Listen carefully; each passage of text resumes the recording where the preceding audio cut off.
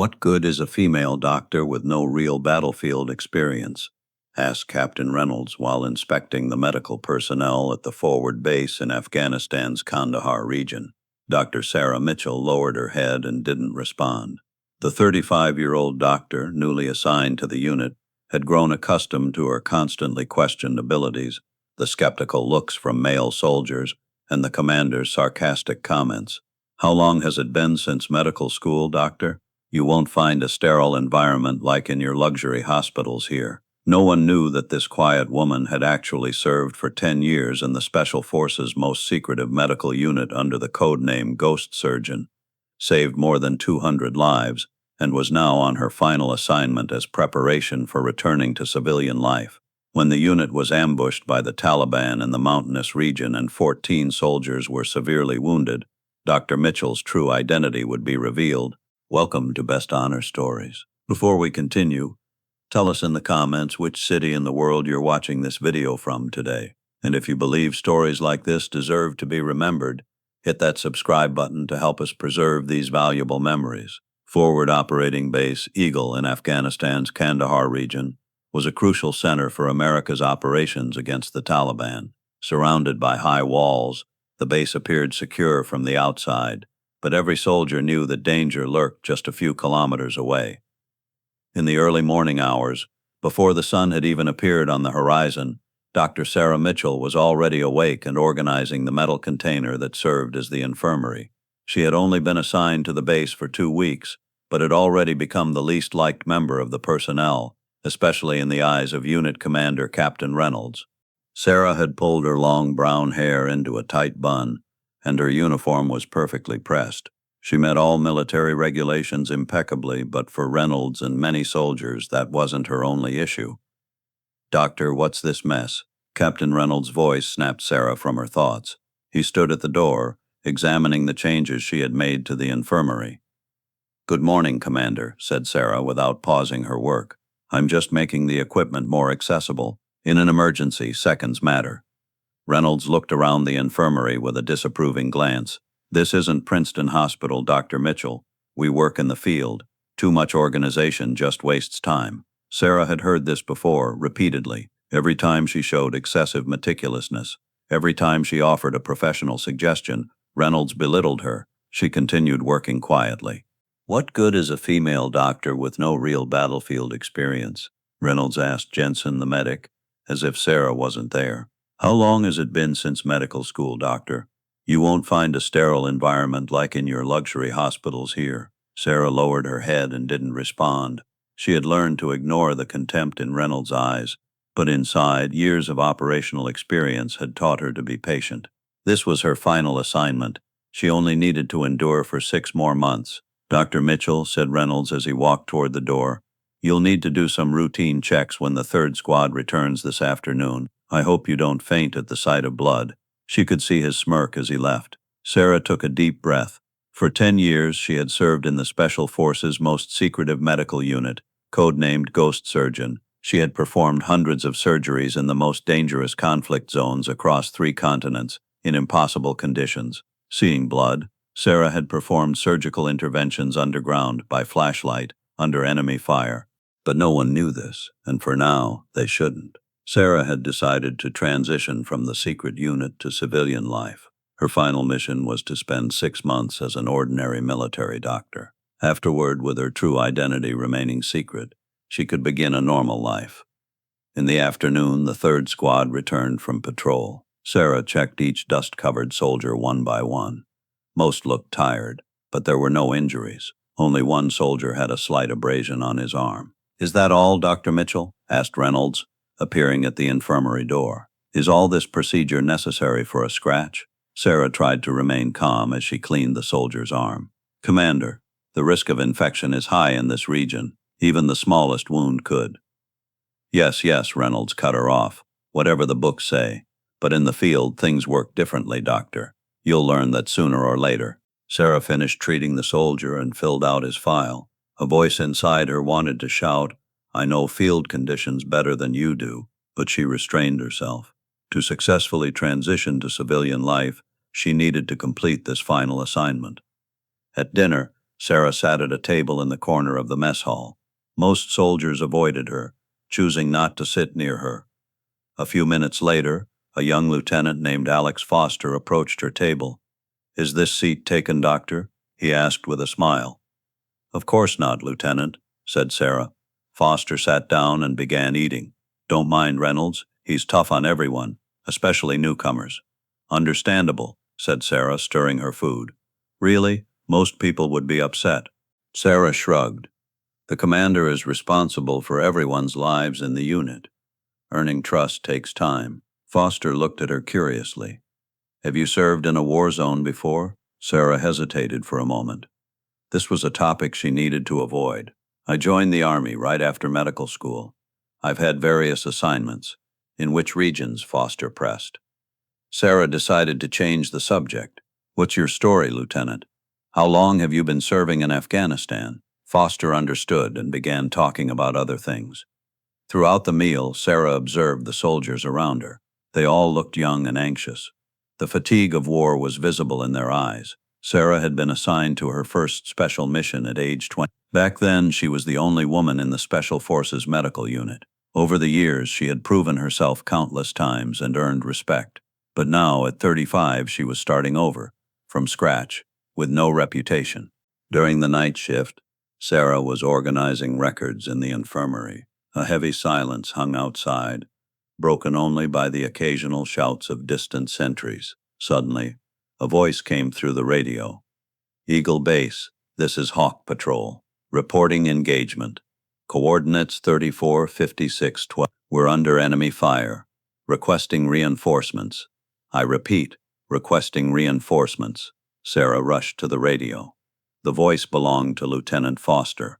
Within minutes, the base was on alert. Reynolds and other officers had gathered in the command center. Sarah went there too. "What's the situation?" asked Reynolds, looking at the map. "Fourth Squad walked into an ambush," said an intelligence officer. "Taliban forces positioned in the hills. The patrol is pinned down. 2 wounded reported."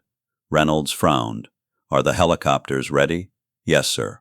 But the area is mountainous. Landing will be difficult."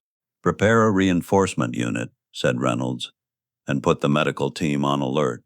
Dr. Mitchell, be ready. Wounded are coming." Sarah nodded and immediately returned to the infirmary.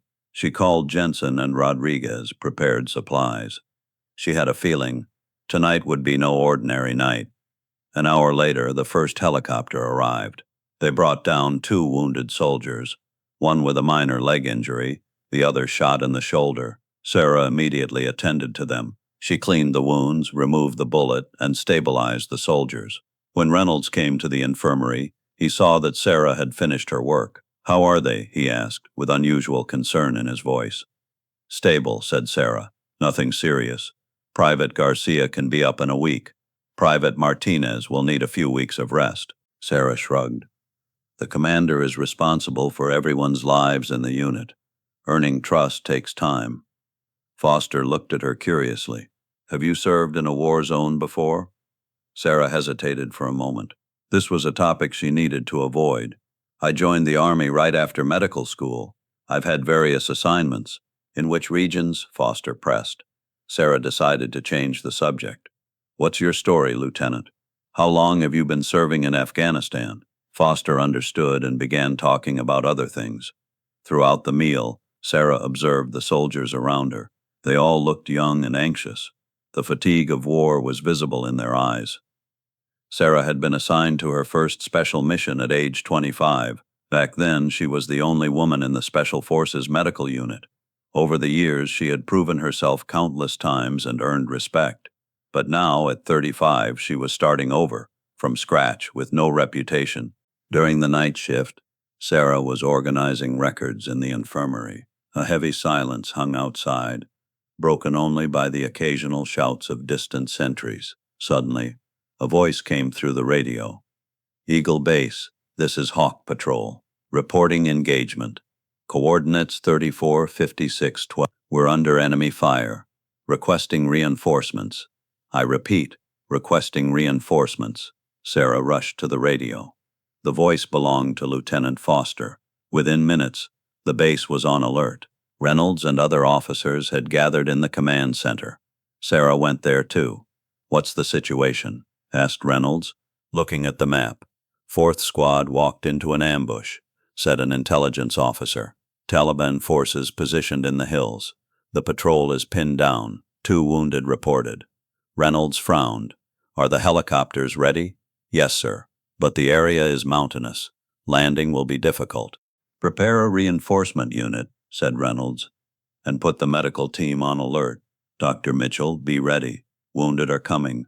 Sarah nodded and immediately returned to the infirmary. She called Jensen and Rodriguez, prepared supplies. She had a feeling tonight would be no ordinary night.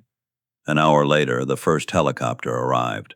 They brought down 2 wounded soldiers, one with a minor leg injury, the other shot in the shoulder. Sarah immediately attended to them. She cleaned the wounds, removed the bullet, and stabilized the soldiers.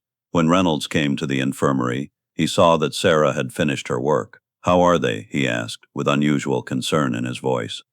"Stable," said Sarah. "Nothing serious. Private Garcia can be up in a week. Private Martinez will need a few weeks of rest." Reynolds nodded, then lowered his voice. "That's good news, but be prepared for bad news, Doctor. The situation is deteriorating. Taliban forces have surrounded our main unit. More wounded may arrive." Sarah saw the concern on Reynolds' face. "Commander, don't worry. We're ready for whatever comes." Reynolds looked into Sarah's eyes as if seeing her for the first time. "I hope so, Doctor, because tonight you might be put to a real test." After Reynolds left, Sarah took a deep breath. Her instincts told her that before the night was over, she might have to reveal her true identity. But not yet. The time hadn't come. Toward midnight, the base went on alert again. Emergency calls kept coming through the radio. The 4th squad was under heavy fire, and there were many wounded. 2 more helicopters were preparing for takeoff. Sarah had all the beds in the infirmary prepared, checked blood supplies, and sterilized surgical instruments. Jensen and Rodriguez marveled at her calmness. Most new doctors would panic in such a situation, unsure what to do. But Dr. Mitchell was making preparations as if she had worked on the battlefield for years. As the sound of helicopters approached, Sarah went outside. Under heavy rain, 2 helicopters were landing. As Captain Reynolds ran toward the helicopters, Sarah followed. 4 severely wounded soldiers were brought down from the first helicopter. All were in serious condition. 5 more soldiers came from the second helicopter. In total, 9 wounded, and the situation was deteriorating by the second. "What happened?" asked Sarah as they carried the wounded to the infirmary. "They walked into an ambush," said Reynolds, his face pale. "The Taliban were hidden behind the mountain, attacking as the patrol passed. The rest of the squad is still there, trapped." Sarah quickly assessed the wounded. 3 were in critical condition, 1 shot in the chest, another with multiple shrapnel wounds, and a third with a mangled leg. The others were serious but stable. "Will more wounded be coming?" Sarah asked. "Yes," said Reynolds. "The helicopters are going back. 5 more wounded, some critical." Sarah quickly formulated a plan. "Jensen, Rodriguez, start stabilizing the first 2 wounded. I'll take care of the 3rd patient." The infirmary quickly transformed into a battlefield hospital. Sarah went to the soldier with the mangled leg. The young soldier, in his early 20s, was shaking from shock. Sarah quickly assessed the situation and checked the blood vessels. "Am I going to lose my leg, Doctor?" asked the soldier, his voice barely audible. Sarah looked into his eyes. "No, Private Wood. We're going to save your leg." Reynolds looked skeptical. "Dr. Mitchell, be realistic. With this injury—" Sarah turned to him, determination in her eyes. "I can save the leg, Commander, but I need to operate immediately." Reynolds hesitated, then nodded. "Do whatever is necessary." And at that moment, Sarah's posture changed. Her shoulders straightened, her eyes focused, her hands became even more steady, as if a switch had been flipped. Ghost surgeon had emerged. "Jensen, prepare the surgical instruments," she said, her voice no longer soft but authoritative. "Rodriguez, prepare 5 units of blood and bring me the special tools from my bag." Rodriguez was surprised. "Special tools? Quickly," said Sarah. "We have minutes to spare." As Sarah prepared the surgical instruments and bandages, the sound of more helicopters came from outside. Reynolds ran out, and when he returned a few minutes later, His face was even paler. 5 more wounded have arrived, but the situation is worse. 3 critical, 1 with head trauma. Sarah thought for a moment. How many doctors do we have? Just you and 1 medical officer. Dr. Lewis went on leave 2 days ago. Sarah had to make a decision. Okay, I'll perform this surgery. You triage the new arrivals. Prepare the critical ones immediately. Reynolds frowned. Dr. Mitchell, you can't spend all your time on one leg. The other soldiers. Sarah raised her hand. Commander, I can save this soldier's leg in 40 minutes, and then move on to the others. Please trust me. Reynolds hesitated for another moment, then reluctantly nodded and left. Sarah immediately got to work. The trembling in her hands was gone, her eyes focused. Jensen and Rodriguez noticed her suddenly changed demeanor but didn't ask questions. Sarah opened the soldier's mangled leg, cleaned the damaged tissues, and began repairing the blood vessels. Her movements were like an artist's brushstrokes, precise, controlled, and confident. Exactly 37 minutes later, Sarah made the final stitch and closed the soldier's leg. We've saved the leg, she told Jensen. Now stabilize him and start antibiotics. Sarah washed her hands and went to check on the other wounded. Outside was chaos. A total of 14 wounded had arrived, all with varying degrees of injury. The rain had intensified, and everyone was soaking wet. Sarah saw the soldier with the critical head trauma. She immediately went to him and assessed his condition. The soldier was unconscious, and intracranial pressure was increasing. Sarah pulled a small device from her pocket, a trepanation kit. This was a specialized tool used to create a small hole in the skull to relieve intracranial pressure. Reynolds couldn't believe his eyes. Dr. Mitchell, what are you doing? We don't have the equipment for this kind of procedure. Sarah calmly replied, This soldier has pressure building in his brain, Commander. If we don't intervene immediately, he could suffer permanent damage or die. This kit is specifically for situations like this. Reynolds looked at the professional tool in Sarah's hand. This isn't standard Army equipment. Where did you? Reynolds noticed the authority in Sarah's voice and held the soldier without objection. Sarah, with quick and precise movements, created a small hole in the soldier's skull. The pressure dropped immediately, and the soldier's breathing improved. Incredible, Reynolds murmured. How did you? There are 5 more critical cases, said Sarah, changing the subject. We need to attend to all of them immediately. For the next 6 hours, Sarah worked non-stop. She cleaned bullet wounds, removed shrapnel, repaired blood vessels, stabilized fractures. In each case, she used techniques beyond standard procedures, worked with specialized tools, and moved with incredible speed. When Sarah had stabilized the last wounded soldier, dawn was breaking. It had been a long, bloody night. Sarah looked around with tired eyes. All 14 wounded were alive and stable. There had been no deaths, an almost impossible achievement under combat conditions. Reynolds had been quietly watching her from a corner. He approached Sarah, a complex expression on his face. Dr. Mitchell, he said slowly, you're not who you say you are you?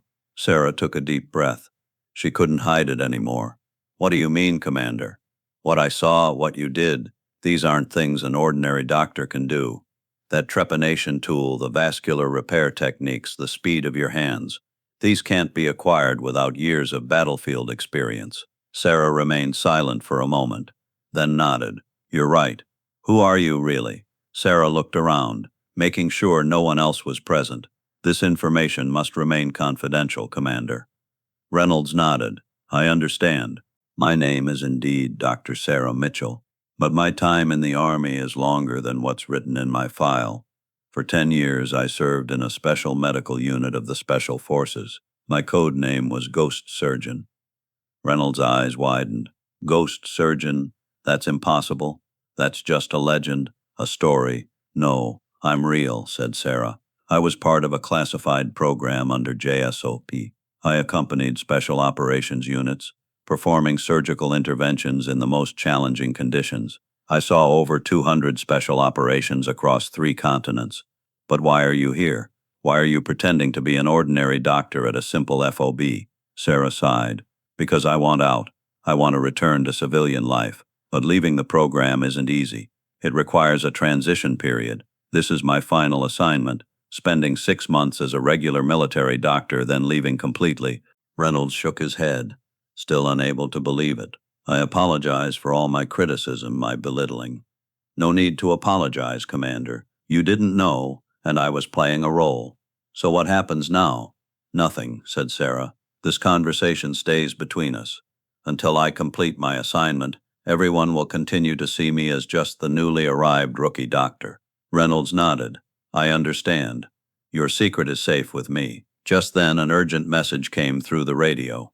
Eagle Base, this is Hawk Leader. Our situation is critical. We're under heavy fire. 2 more soldiers wounded, requesting urgent evacuation. Sarah looked at Reynolds. That's Lieutenant Foster. Let me go help them. Reynolds hesitated. Dr. Mitchell, that's against protocol. It's too dangerous.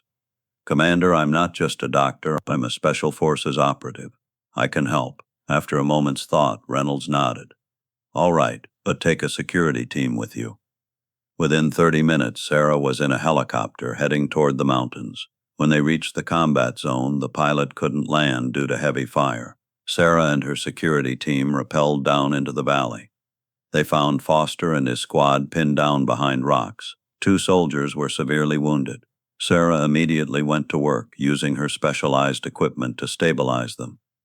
Dr. Mitchell, Foster said in amazement. How did you? Questions later, Lieutenant, Sarah replied. Now we need to get these men to safety. Using smoke grenades for cover, Sarah led the evacuation through open terrain to a landing zone where the helicopter could safely retrieve them. Her tactical decisions and medical skills saved not only the wounded, but the entire squad. Back at the base, Reynolds met her with newfound respect. You did it again, Ghost Surgeon. Sarah smiled. Just doing my job, Commander, for the last time. In the months that followed, Sarah completed her assignment at FOB Eagle. Though her true identity remained a secret to all but Reynolds, she had earned the respect of every soldier on the base. On her final day, as she packed her belongings, Reynolds handed her an envelope. What's this? She asked. Recommendation letters for any civilian hospital you choose, he said, though I doubt you'll need them with your skills. Sarah nodded gratefully. Thank you, Commander. No, Dr. Mitchell. Thank you for showing me that heroes sometimes hide in plain sight. Thank you for watching Best Honor Stories. If this story touched you, share it, subscribe, and help these silent heroes' voices continue to be heard. We'll see you in the next story.